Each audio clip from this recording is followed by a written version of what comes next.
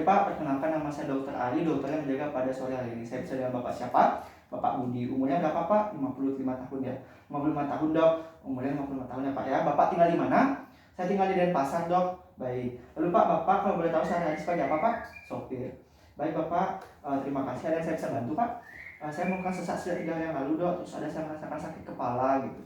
Baik, terima kasih Bapak. Selanjutnya Pak, saya mau tanya lebih lanjut, apakah Bapak sudah pernah merasakan ini seperti sebelumnya? Belum Dok, saya baru pertama kali. Namun saya memiliki dulu saya pernah didiagnosis kalau saya mengalami hipertensi kira-kira 10 tahun yang lalu. Baik Bapak, untuk begitu, apakah Bapak minum obatnya teratur Pak selama waktu didiagnosis tersebut? Saya minumnya lupa-lupa ingat Dok, jadi ya gitu dah pokoknya Dok gitu.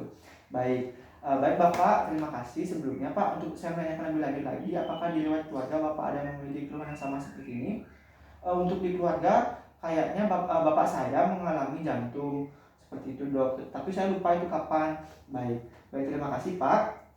Sebelumnya saya tanya lebih lanjut lagi sedikit, Bapak coba Bapak ceritakan bagaimana kehidupan sosial Bapak. Mungkin Bapak seperti pola hidupnya, pola tidur. Begini Dok, mungkin saya kayak pola tidurnya itu buruk karena saya sebagai sopir sering pergi ke sana kemari, tidak mengenal waktu, dan makannya juga tidak teratur. Baik terima kasih Pak. Terima kasih atas jawabannya. Baik Bapak, di sini saya akan melakukan pemeriksaan yang lebih mendalam ya Pak ya, yang dimana pemeriksaan itu ada pemeriksaan fisik, pemeriksaan GVP, dan pemeriksaan pembacaan X-ray. Untuk pemeriksaan fisik sudah kita lalui tadi ya Pak ya, seperti mengecek tensi, nadi, dan juga respiratory rate. Baik Bapak akan diperiksa pemeriksaan GVP dan pemeriksaan pembacaan X-ray.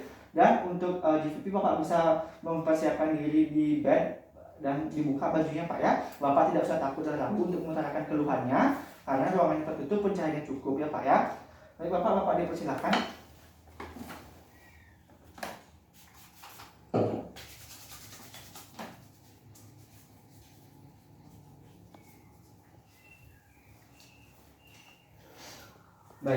Baik Bapak, kali ini saya akan melakukan pemeriksaan GVP ya Pak ya. Tujuannya itu untuk mengetahui tekanan pada atrium sinistra jantung atrium dekstra jantung Bapak. Baik Bapak, pertama Bapak ambil posisi 30 derajat ya Pak ya dengan bantal. Lalu Bapak coba menoleh ke kiri Pak. Baik, pertama saya akan menentukan titik kolaps ya Pak ya dengan cara menekan pada angulus mandibula. Seperti ini. Saya akan menentukan titik kolapsnya dengan cara melakukan undulasi atau menentukan titik kolaps dengan cara diurut lalu dilepas seperti ini ya.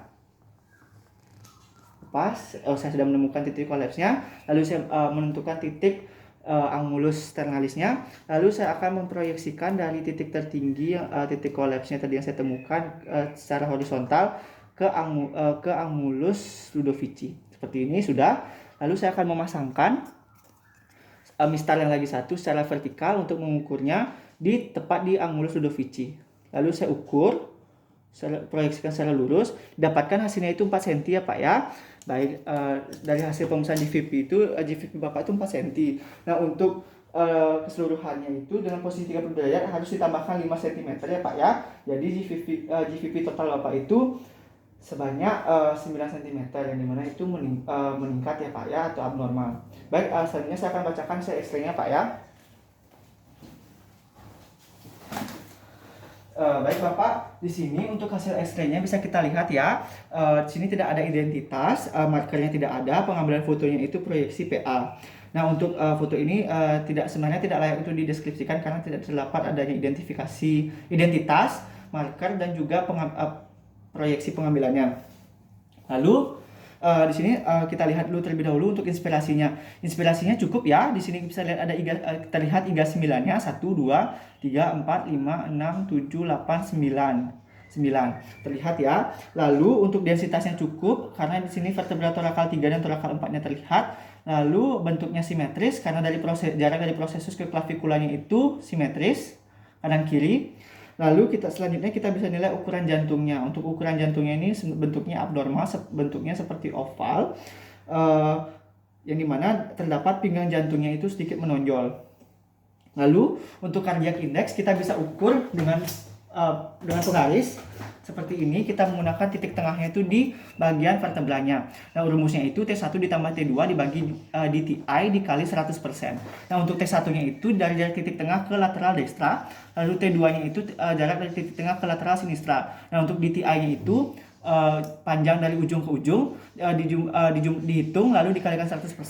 Jika hasilnya itu kurang dari 50%, itu dinyatakan normal. Sedangkan kalau lebih dari 50% itu hasilnya abnormal. Tapi bisa kita lihat sendiri pada hasil X-ray-nya itu cardiac index-nya itu abnormal. Lalu kita bisa menilai segmen anatominya.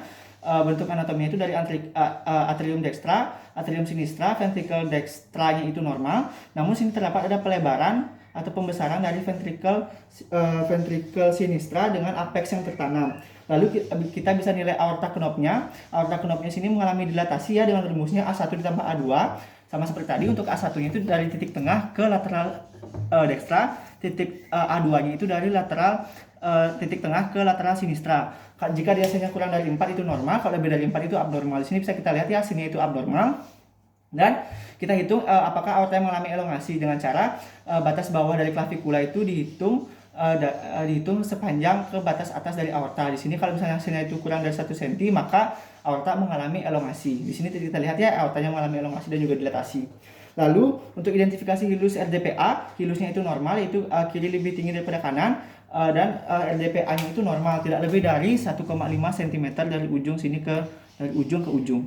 Baik, selanjutnya kita melihat corak bronkofaskulernya itu pada paru bagian kanan itu corakan bronkofaskulernya normal atau tenang, namun pada lapang paru kirinya itu meningkat pada bagian di bawah ini.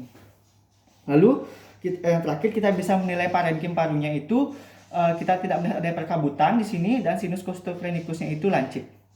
Ada kesan keseluruhannya itu hasil X-ray-nya menyatakan bahwa ada kardiomegali dengan pembesaran ventricle sinistra diikuti dengan elongasi dan dilatasi dari aorta. Baik Bapak, hasilnya sudah selesai. Bapak bisa duduk kembali.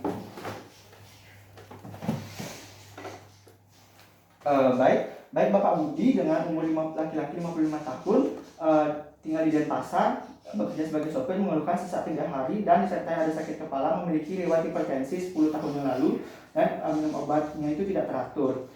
Baik Bapak, dari hasil pemeriksaan, saya bacakan dari hasil pemeriksaan fisiknya itu tekanan darahnya 110/100, nadinya itu 98 kali, respiratorinya itu 26 kali. Nah, untuk hasil X-ray-nya didapatkan kesan kardiomegali dengan pembesaran ventricle sinistra, dan terdapat dilatasi dan elongasi dari aorta. Nah Bapak, dari hasil pemeriksaannya itu Bapak mengalami hipertensi ya Pak ya, yang dimana nanti saya berikan obat anti hipertensi. Diharapkan Bapak untuk minum secara teratur, dijaga pola makannya dan pola tidurnya, dan rajin berolahraga ya Pak ya. Sebagai supir, sempatkanlah untuk berolahraga paling tidak 25 menit untuk stretching secara hingga berkeringat ya Pak ya. Dan Bapak, apakah ada yang ingin tanyakan kembali? Tidak dok, mungkin pola makan seperti apa yang bisa saya lakukan? Baik Bapak, terima kasih atas pertanyaannya. Untuk pola makannya itu 4 sehat 5 sempurna ya Pak ya. Usahakan airnya itu minum air putih, dan hindari minuman-minuman yang berasa. Baik Pak, apakah ada yang ingin tanyakan kembali ataukah ada yang saya terlewat? Tidak dok, sudah cukup, saya akan lakukan. Baik Pak, terima kasih sudah melakukan pemeriksaan dengan saya Pak ya. Semoga Bapak sehat selalu, diminum obatnya teratur, dan makan makanan yang teratur ya Pak ya. Terima kasih, selamat sore.